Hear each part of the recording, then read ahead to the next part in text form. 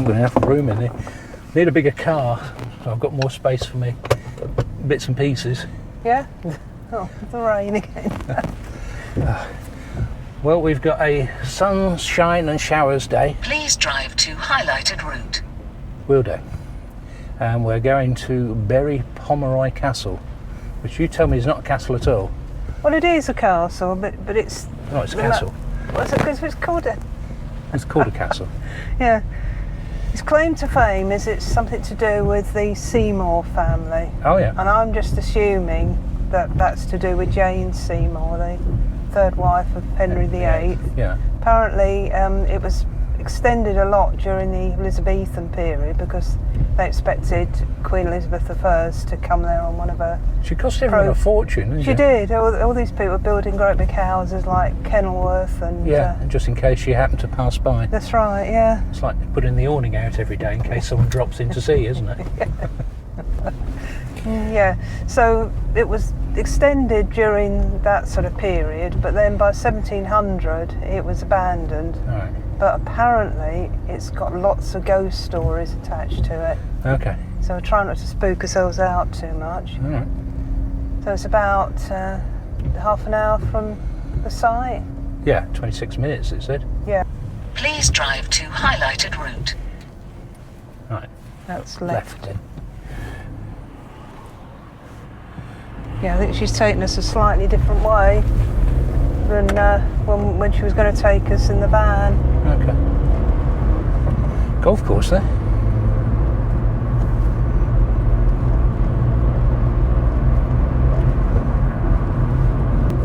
At the roundabout, take the first exit to Exeter Road. Seems to be on Exeter Road a lot, don't Yeah.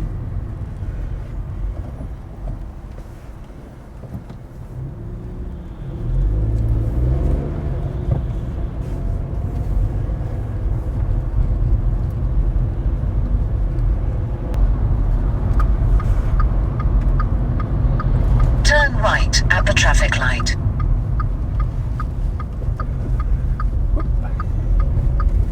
Asda here. Not too far. In a quarter of a mile, turn right onto Woodborough Street. Okay.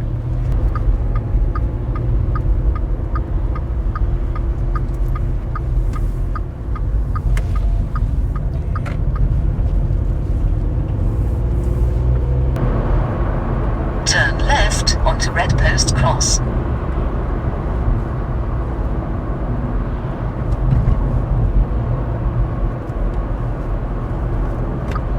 Somewhere along here. Yeah. Yeah, blimey, yeah. It's easy to miss, isn't it? Wow.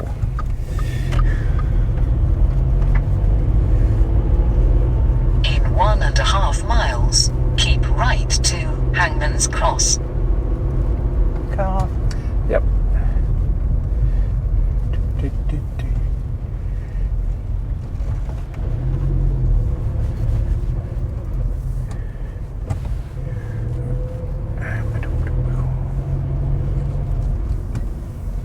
Yeah, apparently you can't bring a coach here. You could bring a motorhome though. Just about, I think. Well, it's wide enough here. It's wide enough, yeah. Yeah.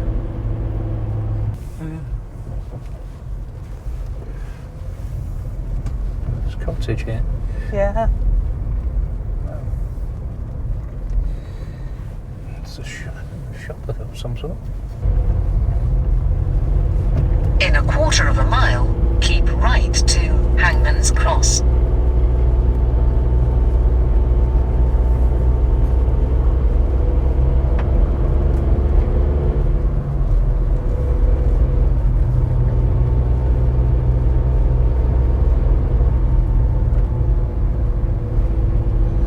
That's a nice place, isn't it? Hangman's Cross.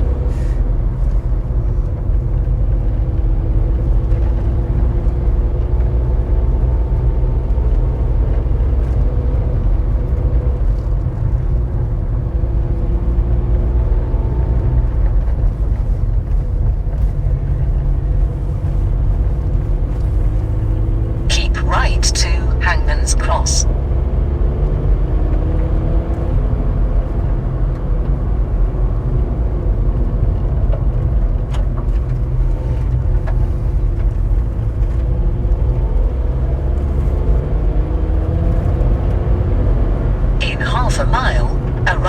at Berry Pomeroy Castle on the right.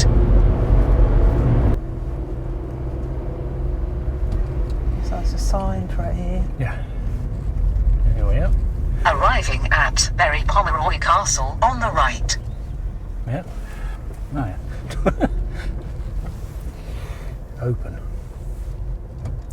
Castle Café.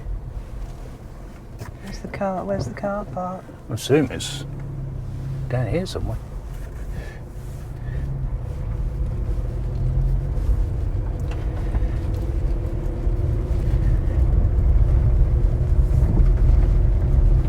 You do take me to some places. Well, I did look at this when we were only talking about just bringing the van. And Yeah. I ruled it out because Did it say? well, it was this thing about no coaches, and Yeah. wasn't sure how big the car park was, and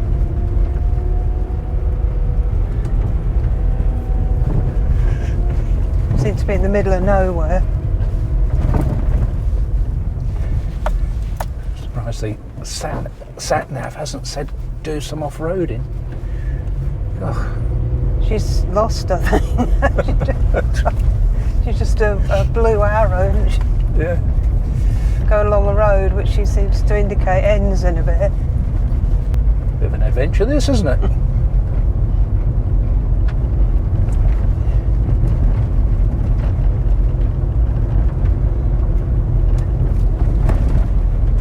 Oh, here it is. Oh, right. Car park is straight on. Yeah. Yeah, it looks impressive in the pictures. That's the bit that's not finished. Better get on with it then.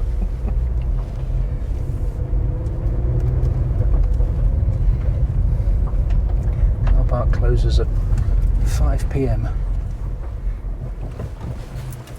I can't park here. Oh no.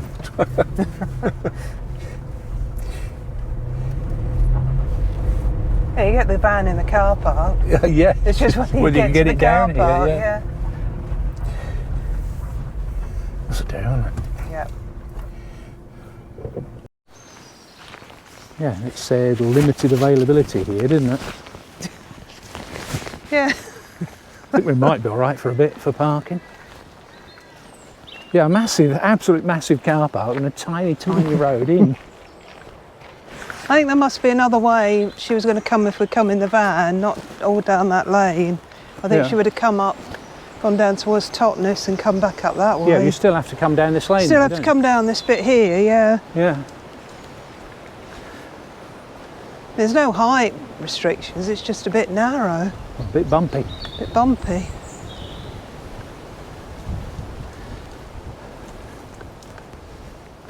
It looks like there's walks and things down there.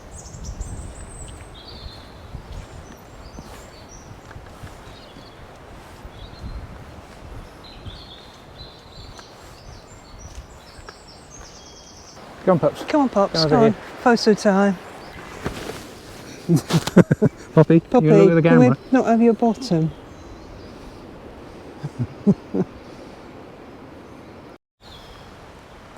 Yeah, so Wednesday to Sunday. What day Yeah. is it today? Monday.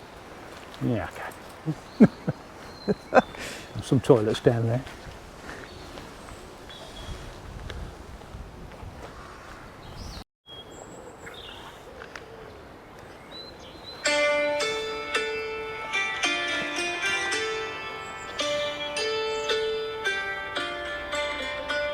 The romantic ruins of Berry Pomeroy Castle, hidden in a wooded and secluded valley, are all that remain of an imposing medieval castle and two elegant and spacious houses. Abandoned now for over 3 centuries, the castle is also notorious as the most haunted castle in England. We'll find out more about that later on, but first, stand here for a while and hear a little about the castle's early history. William the Conqueror gave this land to one of his supporters, Ralph de Pomeroy, after the Normans conquered the southwest in 1068. The de Pomeroy family's main home was the manor house in the village of Berry Pomeroy, until they built this castle in the late 15th century. The earliest written records we have for the castle date from 1496. In 1547, the castle was sold to Edward Seymour, the first Duke of Somerset, known as Protector Somerset. He was a powerful man, for his sister Jane had been Henry VIII's third wife and bore him his only son. As uncle and governor of the boy king Edward VI, he was appointed protector of the realm and ruled the country in the king's name.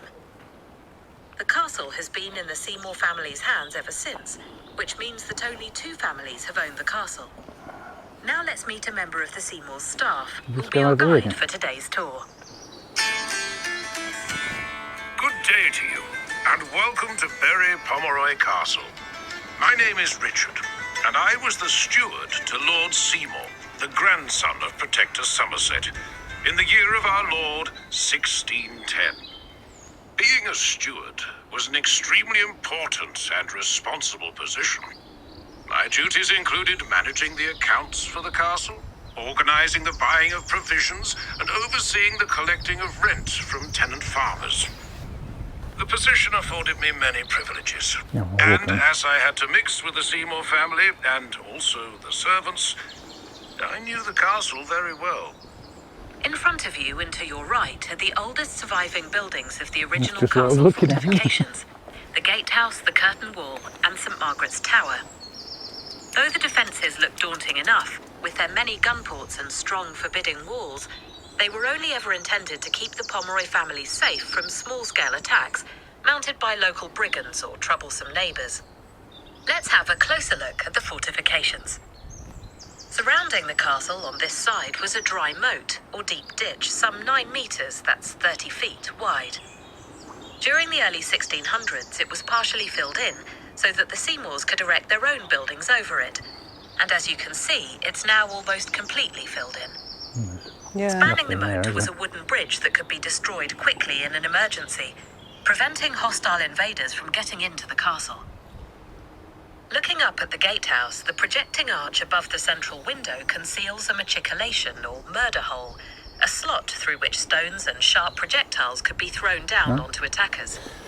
Just under the same window is a small square stone panel, which would probably have held a Pomeroy coat of arms. In each tower, the thin slits you can see are gun ports, and originally had round central holes called oyers. 2 good examples can still be seen at the bottom of the right-hand tower. A gun would have been pushed through the oyer, and the gunner aimed his weapon by peering through the slit. Go on. Lastly, the square holes that dot the towers are put-log holes, and as their name suggests, are where squared logs or timbers were put through the masonry to provide support for scaffolding during the tower's construction. Yeah. Let's walk up to the entrance. Look up at the slot in the roof here, and notice the grooves in the walls. This is where the portcullis slid down as an extra protection against an enemy.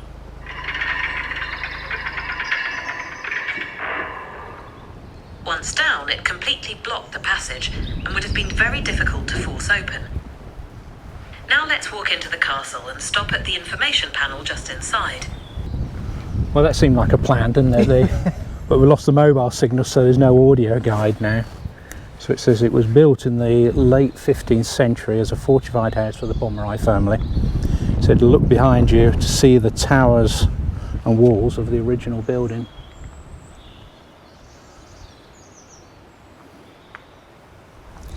The castle was bought by Edward Seymour in 1547 after the Pomeroys fell into serious debt. He was known as Protector Somerset and was effectively the guardian of the boy king Edward VI. Yeah, and brother of Jane Seymour. Yeah, and this made him the ruler of England effectively. Yeah. And after the Protector was beheaded, his eldest surviving son, Sir Edward Seymour, came to live here about 1560. He and his descendants rebuilt most of the old castle and turned Berry Pomeroy into a grand country house.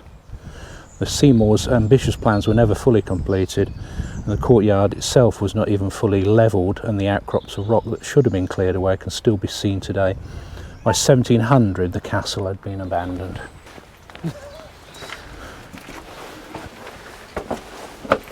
Got slate steps here, so watch them, they're a little bit slippy. And a few areas are closed.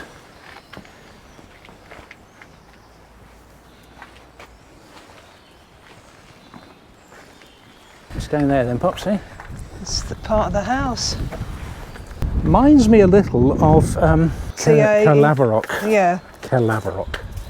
Yes, reminds me a little bit of Calaverock. This is one of the towers, obviously. Oh, there's quite some big steps here.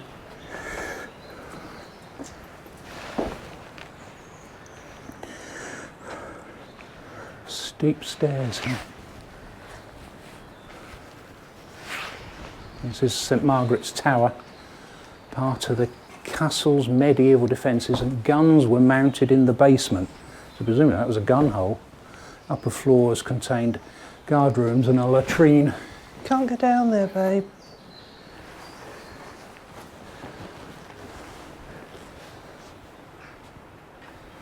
She wants to go down there. She's Big told she fireplace. can't. We'll try to see if your audio guide works up here. We're surrounded by rock, aren't we? So No chance on my little phone. No signal at all here. okay, moving on. Go on, Can't Pop. go down there, Poppy.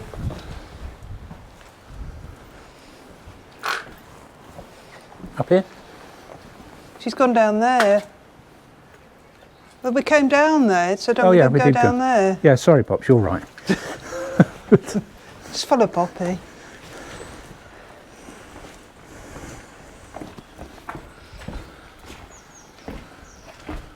These are obviously like 16th century, aren't they? Yeah. All the holes in the walls for the floors, all the fireplaces. It does remind me of Linlithgow, this. Yeah, I was going to say, I think it's Yeah. like that. Palace, isn't it? Yeah. Yeah. Yeah. Meant to look, they probably looked at Linlithgow and thought, we'll have one of those. Well, it did say that they wanted it to rival Longleat Longleat. and Audley End. Okay. This would be like you'd come in, wouldn't you, and there'd be a big fire in that fireplace. Yeah, there'd be several big fires, wouldn't there? There'd be one there, one above you. Yeah. There'd be billowing smoke everywhere, I think, wouldn't it?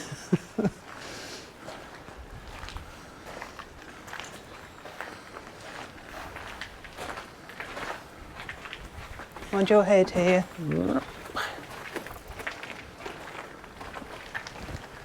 Even I had to duck there.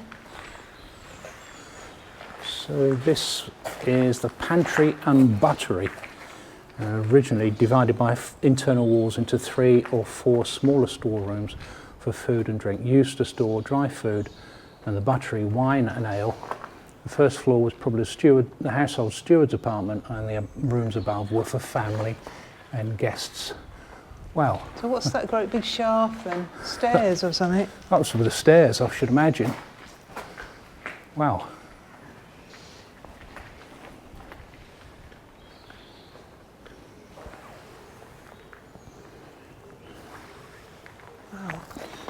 Where do we go now? Well, it says keep right, Keep so I right, assume okay. this way. Mind your head again.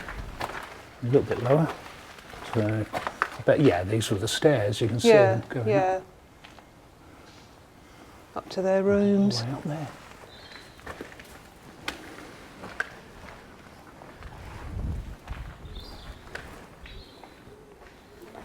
Wow.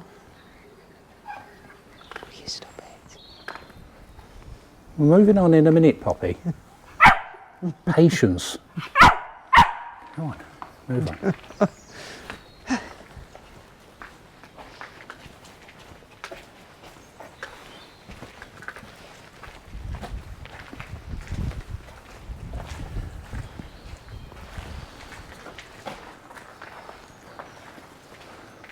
Can't go That's that the way. East Terrace, Yeah. planned as one of the 3 paved terraces for taking a stroll and enjoying views over Gatcombe village. Construction of the East Terrace was started but never completed. At the end of the terrace are the remains of the castle's northeast tower. So, Won't let you down so you can't go down there. You had a terrace that you could walk along and look over the valley. Would have been a good view if you hadn't got all those trees there, but I suppose they've They've grown probably up grown since. up, haven't they? Yeah. Oh yes, this was definitely an impressive place.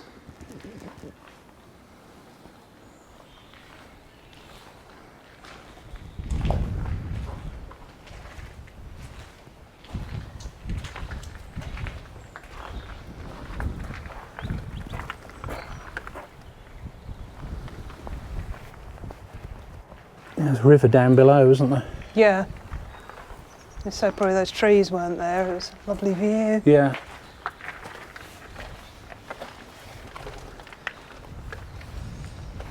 Well, it's a better view here. Yeah, so that was the terrace. Obviously at some stage we could walk down there. Yeah.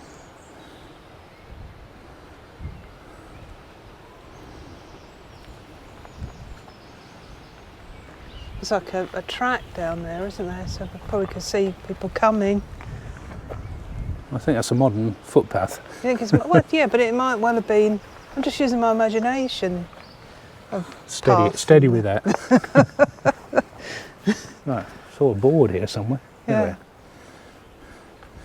So in 1600, Edward Seymour, grandson of Protector Somerset, swept away previous buildings and built a spectacular new north range, transforming the castle into a stately residence. Yeah, so it's got a chimney up there and these archways. One seems to be blocked off. Yeah. Well, what was that? This sort of funny It's a angle. fireplace. Just a fireplace. Yeah, they obviously wanted it in the centre, but the chimney was up there somewhere. Why? Well, probably Way had, up well, they there. had two chimneys, didn't they? Look, there's Yeah. one on that side Yeah. and one on this side, so 2 floors separating it. The room you're now standing in is the parlour, and it was in here that the family would play games and relax. Perhaps friends would be invited to stay, and in the evenings would gather here to sing. Go on.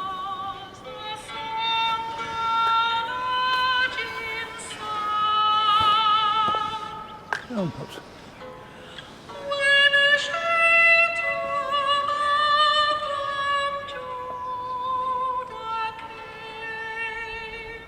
Ah, yes. Singing was very popular here in the parlour, as I remember. The ladies of the house would play Go on, their Bob. instruments too, like the lute or the This virginal, way. a This keyboard way. instrument, to ease their cares away. On the floor above the parlour was the great chamber. This was a sumptuous room full of the very best furniture and decoration, ensuring luxurious living for the Seymour family, and of course at the same time making a fine display of good taste and wealth that was sure to impress guests. Look up at the wall where you can see the fireplace. To each side of it there are vertical grooves in the masonry, which show that there were once columns supporting an impressive overmantel, a richly decorated panel above the fireplace. The Great Chamber was where Edward Seymour held formal dinners for his most important visitors. 2 female ghosts are said to haunt the castle. A white lady and a blue lady, as well as 2 brothers who leapt to their death. The blue lady is said to beckon for help for passers-by by luring them into her tower. If they go to her, it's said they fall to their death. She is thought to be the daughter of a Norman lord, and is said to wander the dungeons and mourning the loss of her baby, which she murdered. It was sired by her own father. The White Lady, said to be the spirit of Margaret Pomeroy, is claimed to haunt the dungeons, having been imprisoned there by her sister Eleanor, who was jealous of her beauty. And then finally, it's also supposed to be haunted by the ghosts of 2 young brothers who, dressed in full armour, are thought to have rode their horses up to the top of the castle ramparts and together leapt to their deaths. Oh, good grief. That's the ghost stories. Mm.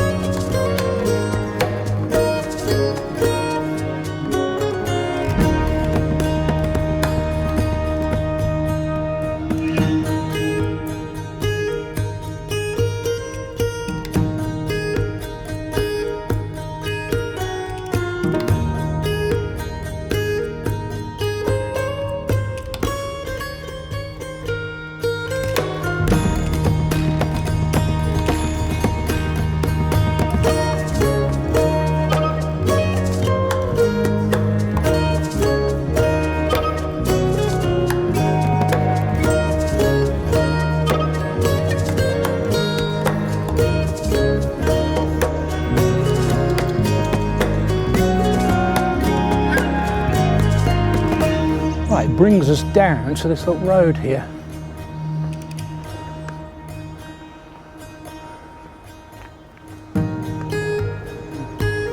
Geese over there. They're goslings.